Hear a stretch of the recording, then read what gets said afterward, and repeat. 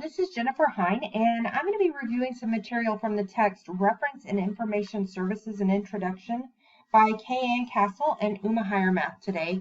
And the beginning section of this book is really focusing on the purpose of the reference librarian and how questions should be handled that come into the reference librarian.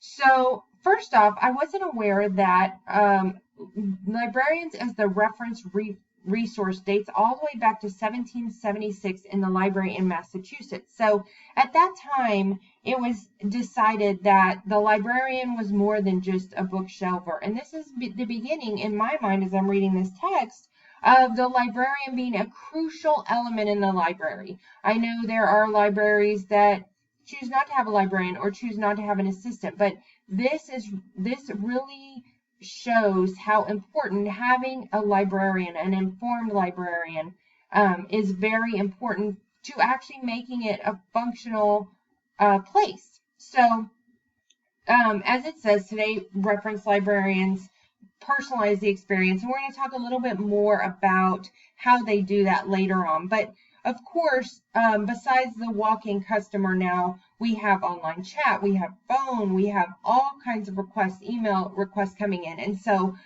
librarians have to be able to respond to requests on all of those different areas.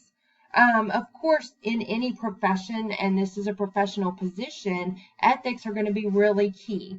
It can be very dangerous, and so many things in this text align with teaching, of course, because being a librarian is a form of teaching, and we have to avoid our own bias. We all have bias, and anytime we're trying to convey information to others, we can't pass on that bias. So censorship is another really key element of that bias, which I think stems from the things we're wanting to give people as far as information and the things that we're wanting to withhold.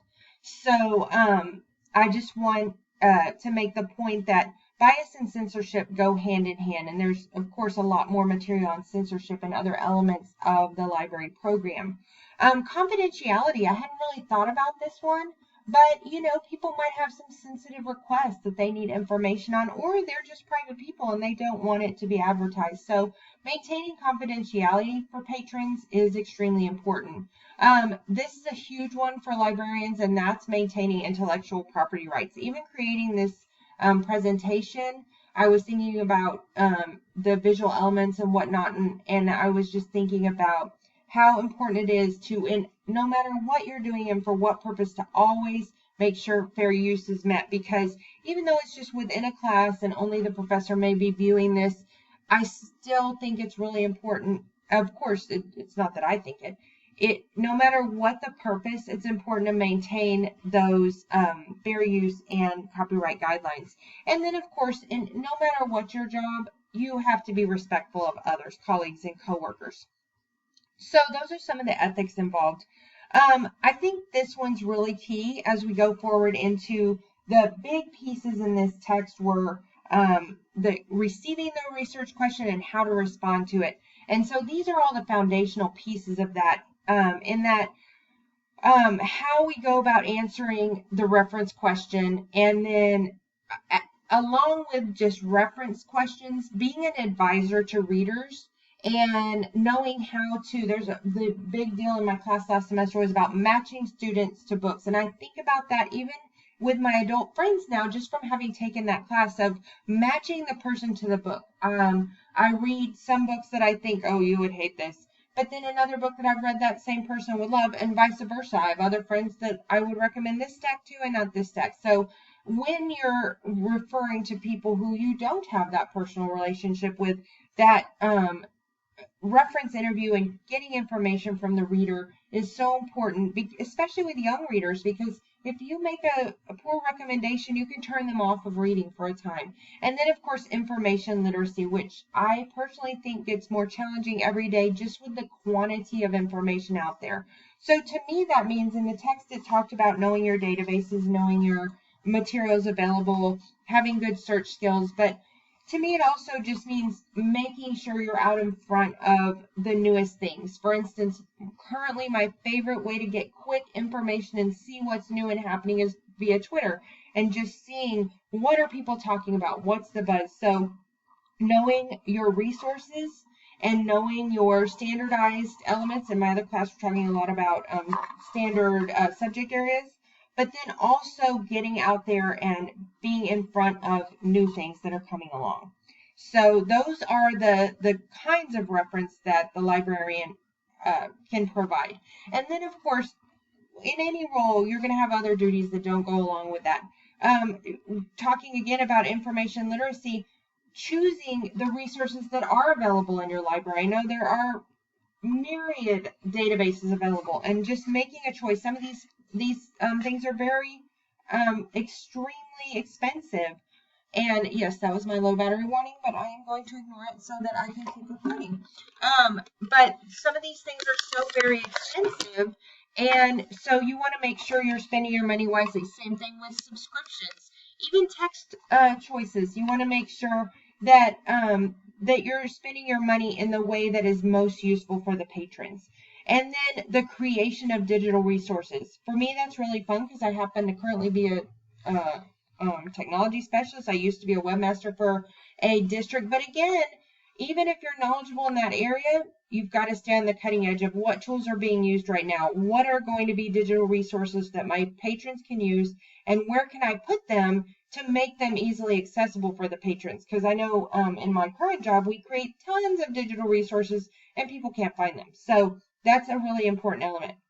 Of course, marketing is a really important element, and that even goes back to the way that you treat people, as we discussed with colleagues. And in a minute, we're going to talk about how you treat the patrons.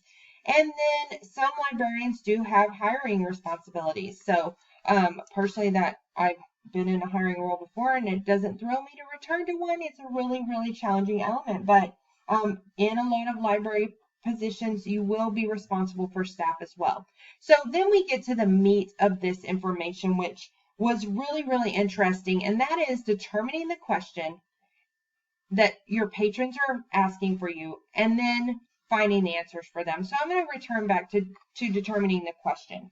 And this sounds really simple. A person comes and asks you a question, you answer it. How difficult is that? Well, we all know, especially, well, this may be true of adults as well. I've only worked with student users, but for instance, my one librarian friend, we laugh because we get the same kind of questions in technology. For instance, this isn't actually even a question, it's a statement. My computer doesn't work. You could, as a responder, say, well, I can't do anything with that, and ignore it. Or you can ask questions to dig down to, okay, is it that it isn't printing? Is it that you can't log in? What doesn't work? Same thing in the library. Like I said, my librarian friends and I relate on this issue because they get the same kind of request of, I'm looking for the dog book. Well, you've got to ask a lot of questions of a little user without putting them off to determine what book they're looking for. So that comes to our do's and don'ts. And I have to be honest, the don't section was quite hilarious to me because it actually states some of the behaviors to avoid in the text. It's telling you behaviors to avoid. And I know we've all seen this and probably done some of these in a role, even if it's not in a librarianing role, which is unfortunate. I know librarianing isn't a word. I use that colloquially among my friends. So I'm going to throw it in here because the searching for the answers to the questions your patrons bring in is a key element of what I call librarianing, or more academically, being an excellent librarian. So in the do section, it had several things that you want to focus on, and these are all practice elements that can be practiced. They sound like they are natural, and some of them are natural to some people, but I equate it with sports. You have some natural talents, and then you have some areas of your game you have to work on. One of the big ones being approachable. You can work on body language, facial expression, even the way you address. I'm not talking about you have to be dressed to the nines. Even, in fact, sometimes more comfortable clothes are more approachable, but not looking disheveled, looking approachable. That's a key element. Interest level, you have to seem interested in your job. it sounds like it's referring to the interest level of the reader, but no, it's talking about you need to seem interested in the request. If someone asks you a question, you can't act like that is the most terrible thing you've ever had to look into in your life. Listening is super key. Of course, that sounds dumb, like of course you have to listen, but listening without assuming what the other person's asking. Again, this is in any profession, any job where you need to really hear what the other person's asking of you, not assume their question. And then you do need to have good search skills. You need to know how to use your databases, and we're going to talk about that in finding the answer, in order to find that answer for them. And then you want to make sure you follow up. And again, this is in my job that I have currently when I was a third grade teacher. Any job, you can't leave the answer out there and feel like you covered it. You have to make sure the user feels like they got their answer that they were looking for. I have to spend a minute on the don'ts because they were so funny and yet so real. You don't want to just say, oh, just go over into that section. I'm waving my hand. You can't see me. Just go over there and find what you're looking for. It's over there in the third aisle. If it's something simple and you can, and they have an understanding of how the aisles are labeled, that might work. But the best practice is to answer their question and take them to wherever their information can be found or show them online. This one I thought was hilarious because there are times that I'm like, well, if you would have downloaded the driver in advance. But same thing, the response to how do I find information, how do I find a dog book is, well, you should have found the title instead of just asking for a dog book. Then giving them a short answer that is insufficient, of course, is not good. Stating that you can't find it. I'm sorry, that's just not something we have here in our library. That's not an acceptable answer. Letting the person know maybe they do need to modify the research they're looking for a little bit, but working with them, again, it goes along with unmonitored referral. And then talking them out of their question. It goes back to the listening thing about listening to what they're really wanting rather than answering the question you want to answer because it's easier. This one was my favorite because I know we all want to do this sometime in our job. And that is, and I've worked retail too, and the temptation is great, I'm not going to lie. But to say you're going to find the answer and then just never return. And that's in the book, people, so you know it happens. But no, it's not okay to say, let me check, and wander away forever. I know we've all been on the receiving end of that in the retail world as well. And then any kind of nonverbal dismissive behavior, it goes back to the approachability and interest level. You're giving nonverbal behavior that indicates you want to be a research librarian. You're there to assist them. That's what makes you worth being in the role. And in this case, hopefully, that's what will make me worth being in the role, is an interest level and nonverbal positive behaviors to let them know you are there to help. So once you've let them know that, then we go on to finding the answer. And finding the answer was broken down into some really simple steps.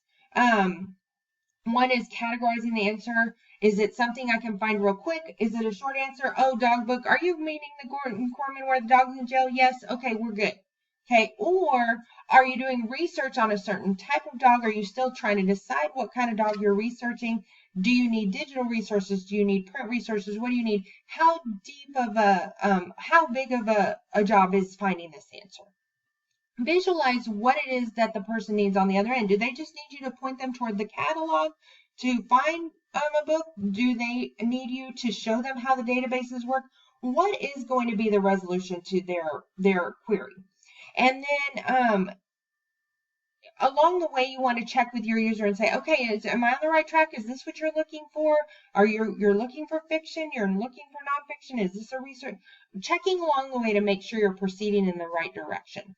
So this video is wrapping up here. I've got about a minute left. So what this chapter came down to, or what the finding answer element came down to, knowing your resources. So again, it goes all the way back to what we talked about in the beginning about being knowledgeable and being informed and knowing how to find the information that your user needs. They're coming in there because you know more than they do.